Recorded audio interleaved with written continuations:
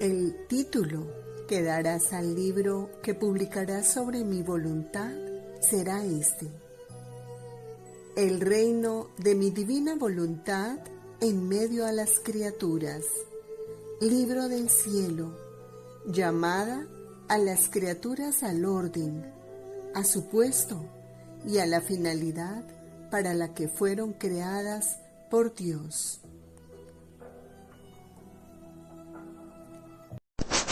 En el nombre del Padre, y del Hijo, y del Espíritu Santo. Amén. 13 de enero del 2026.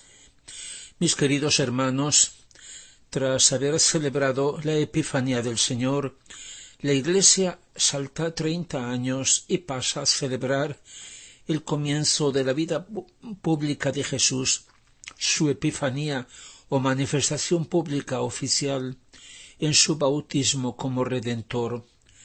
Lo hemos celebrado apenas este pasado domingo. El Evangelio de San Mateo dice que en aquel tiempo Jesús vino de Galilea al Jordán y se presentó a Juan para ser bautizado por él. Juan se oponía diciendo: «Soy yo quien debe ser bautizado por ti, y tú vienes a mí». Pero Jesús le respondió: «Déjame hacer por ahora, porque conviene que cumplamos toda justicia». Entonces Juan consintió. Apenas bautizado, Jesús salió del agua, y he aquí que se abrieron los cielos, y vio al Espíritu de Dios descender como una paloma y venir sobre él, mientras una voz del cielo decía: «Este es mi Hijo muy amado, en el que me complazco». Queridos hermanos, ¿recuerdan la fecha de su bautismo? Todos celebramos nuestro cumpleaños. Es justo e importante, porque nos recuerda, o debería recordarnos ante todo, que somos criaturas de Dios, que existimos porque Él quiere. Pero el día que fuimos bautizados, fuimos hechos también hijos de Dios, incorporados a Jesucristo, el Hijo. El que no está unido a Él y comparte su vida no es hijo de Dios. Es llamado a serlo, pero todavía no lo es hasta que no se una a Jesús. ¿Y cómo se incorpora a Él? Mediante el santo bautismo. Por tanto, recordar esa fecha y celebrarla es un deber de gratitud y de amor. Éramos tan pequeños que en aquel momento no éramos conscientes, no habíamos dado nuestra respuesta a Dios. Por eso por nosotros la dieron nuestros padres o nuestros padrinos. Pero ahora es justo que renovemos nuestro sí a Dios, más conscientes de que no es sólo una palabra o un rito, como hace la Iglesia todos los años en la Pascua, sino que es el abrazo de nuestra voluntad a la voluntad de Dios. Dios quiere ser para nosotros Padre, y lo es, pero nosotros debemos querer ser para Él hijos.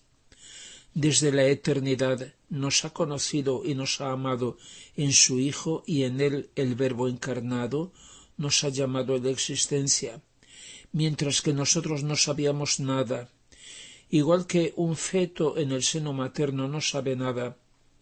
Pero ahora, ya nacidos en el tiempo, le debemos dar nuestra respuesta, cada vez más grande en cada momento.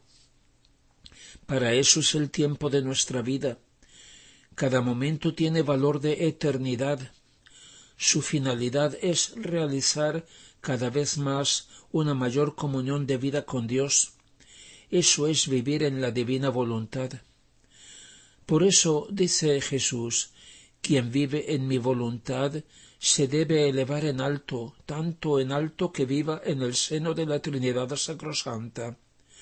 Tu vida y la nuestra debe ser una sola. Por tanto es necesario, es decoroso, que sepas dónde estás, con quién estás, que te uniformes en todo en lo que hacemos nosotros, y que no por fuerza, sino con deseo, con amor y con pleno conocimiento, vivas en nuestro seno. ¿Quién debe vivir en nuestro seno?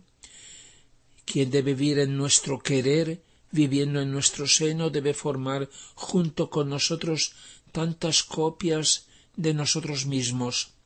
Debe estar junto con nosotros en nuestro trabajo, para hacer salir de él copias y sombras nuestras, llenando toda la tierra y el cielo. Y dice: hija de mi santo querer, quien es hijo debe conocer lo que hace el Padre, debe saber lo que posee y debe poder decirle al Padre: lo que es tuyo es mío. Y si así no fuera, significaría que no hay sumo acuerdo entre padre e hijo, o que tal vez no es hijo legítimo de ese padre. Así es, quien es verdadero hijo de mi voluntad debe conocer lo que hace y los inmensos bienes que posee. Precisamente eso es vivir en mi querer, hacer compañía a todos los actos que hace mi voluntad. Eso es vivir en la divina voluntad, hacer compañía a todos los actos que hace mi voluntad. Dice, el verdadero vivir en la voluntad suprema es precisamente esto, que yo he de encontrar todo y a todos en el fondo del alma. Todo lo que ha salido afuera de mi voluntad en la creación para el bien de las criaturas debe ser vinculado al alma con su amor. Con vivir en mi querer y con su respuesta de amor, queda ya vinculada y en posesión de todo lo que mi voluntad ha hecho y hará, y ama como ama y sabe amar mi voluntad. Antes de que el Hijo de Dios se encarnase en el Antiguo Testamento, Dios se manifestó como aquel que es lo que Él es, manifestó su ser, un solo Dios, y su voluntad como el camino, o sea, la ley. Jesucristo ha dicho: yo soy el camino, la verdad y la vida. Tengamos en cuenta estas tres cosas.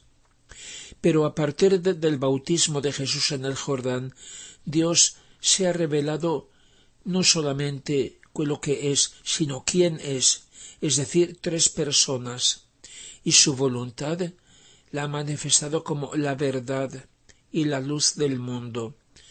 Jesús así se ha definido. Él es la revelación del Padre. El que me ve a mí ve al Padre, ha dicho. Y por último, en el tiempo glorioso de la Iglesia, la cual está viviendo ahora su pasión, la gran tribulación, y por tanto está llegando al fin de los tiempos de espera, Dios revela su voluntad como la vida, como su propia vida, para que el querer divino sea también nuestra vida. Y allí en el Jordán, en el momento en que Jesús fue bautizado por el precursor, se abrió el cielo, dice el Evangelio, en el sentido que se mostró abiertamente el misterio de Dios, el misterio oculto desde siglos, como dice San Pablo, y se manifestó la Santísima Trinidad. Mientras Jesús estaba allí en el agua, con su naturaleza humana, como un pecador más entre los pecadores, el Padre Divino no pudo contener su emoción, podríamos decir, e hizo oír su voz desde el cielo: Tú eres mi Hijo amado en el que yo me complazco. Si lo ha llamado Hijo es porque quien hablaba era el Padre. Y Juan vio bajar sobre Jesús como una paloma al Espíritu Santo, la persona divina que constituye el vínculo de amor y de unidad entre el Padre y el Hijo. Esa misma voz que después se oyó de nuevo en el monte Tabor, en la transfiguración de Jesús, es el testimonio que el Padre ha dado de su Hijo. En el volumen 33 de Luisa ella escribe: Mi pobre mente se pierde en el querer divino, tanto que no sé repetir lo que comprendo, ni lo que siento en esta celestial morada del fiat divino. Sólo puedo decir que siento la paternidad divina, que con todo amor me espera en sus brazos para decirme: estemos como hija y padre, ven a gozar de mi ternura paterna, de mis modos amorosos, de mi dulzura infinita, déjame que te sea padre. No hay gusto más grande para mí que poder realizar mi paternidad, y tú ven sin miedo, ven y dame tu filiación, dame el amor, la ternura de hija. Siendo mi voluntad una sola con la tuya, a mí me da la paternidad para contigo y a ti te da el derecho de ser hija. Y dice ella, oh voluntad divina, cuán admirable y potente eres. Sólo tú tienes el poder de unir cualquier distancia y de semejanza con nuestro Padre Celestial. Me parece que eso es precisamente vivir en ti, sentir la paternidad divina y sentirse hija del Ser Supremo.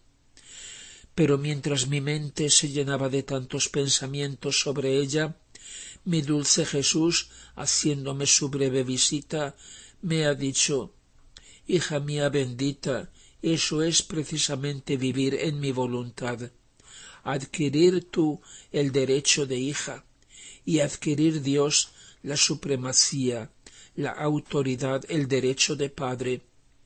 Sólo ella sabe unir uno y otra y formar una sola vida.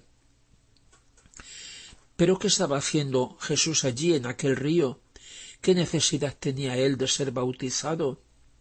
Era el comienzo de su vida pública como Redentor, y allí se presenta como el Cordero de Dios que quita el pecado del mundo.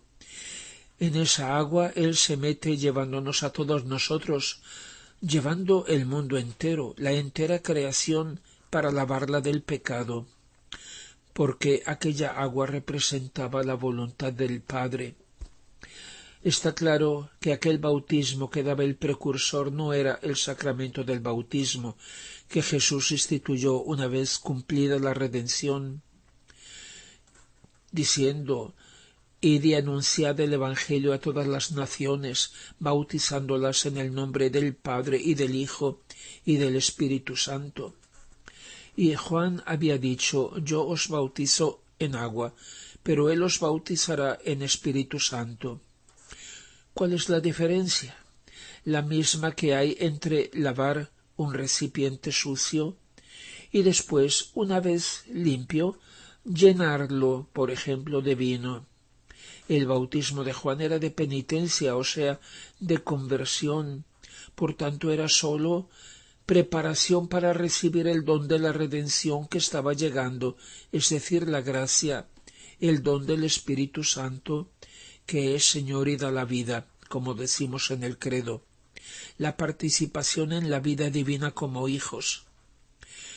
Pero Jesús, con aquel bautismo que quiso recibir, preparó sin duda un regalo, una gracia, una especie de túnica blanca, preparada para la salvación de tantos que sin una culpa personal habrían muerto sin haber recibido el sacramento instituido por él, puesto que, como sabemos, además del sacramento del bautismo con agua, hay un bautismo de sangre, por ejemplo, de los niños inocentes que Herodes hizo matar y de cuantos son matados por motivo de Jesús. Y hay también un bautismo de deseo, pero es un tema que todavía no ha recibido suficiente luz en la Iglesia, la cual va recibiendo siempre nueva luz de siglo en siglo. Aquella palabra del Padre: tú eres mi Hijo amado en quien yo me complazco, era dirigida a Jesús, pero con él al mismo tiempo el Padre la dice a cada uno de nosotros, a cuantos estamos unidos al Hijo.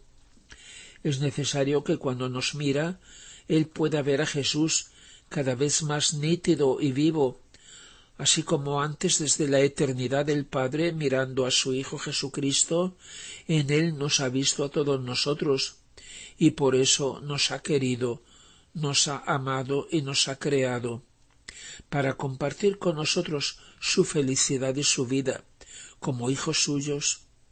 Que en nosotros el Padre pueda complacerse, que el Espíritu Santo pueda formar cada vez más en nosotros la semejanza viva y la espiritualidad del Hijo. En una palabra, que podamos ser nosotros gloria del Padre y del Hijo y del Espíritu Santo. Amén.